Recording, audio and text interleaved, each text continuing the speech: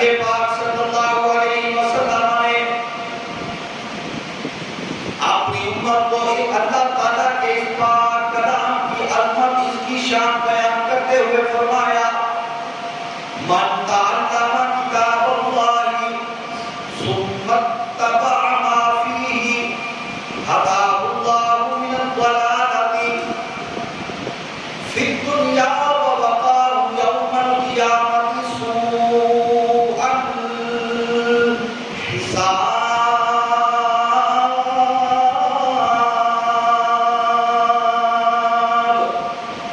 فرمایا کہ جو بندہ اللہ رب العالمین کی کتاب کو سیکھے گا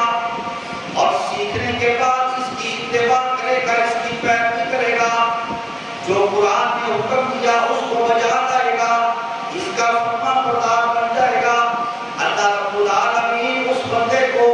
گمراہی سے دنیا کے اندر ہدایت عطا فرما دے گا، اور جب قیامت کے دن ایسا بندہ اللہ رب العالمین کی بارگاہ میں آئے گا،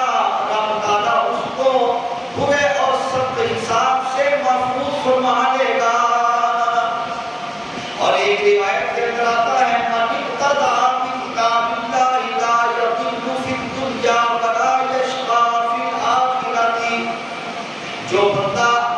اللہ رب العالمین کی کتاب کی اتباع کرے، اس کے پیچھے چل پڑے، اس کو اپنا امام بنا لے، اس کو اپنا رہنما بنا لے، اس کو اپنا ہادی بنا لے اور اس کے پیچھے چل پڑے، وہ اس دنیا کے اندر نہ تو کبھی گمراہ ہو سکے گا اور آخرت کے اندر تو کبھی بندہ بدبخت بھی نہیں ہو سکے گا۔ دنیا کے اندر بھی وہ سیدھی راہ کے اوپر رہے گا، دنیا کے اندر بھی وہ ہدایت کے راستے پہ قائم رہے گا، اور جب قیامت والے دن اللہ تعالیٰ کی بارگاہ کے اندر کھڑا کیا جائے گا، قرآن مجید کی اتباع کرنے والے کو اللہ تعالیٰ اپنے فضل سے، اپنے فضل کے ساتھ اپنے سعادت مند بندوں کی صف کے اندر کھڑا فرما دے گا۔ یہ قرآن کا اعجاز ہے۔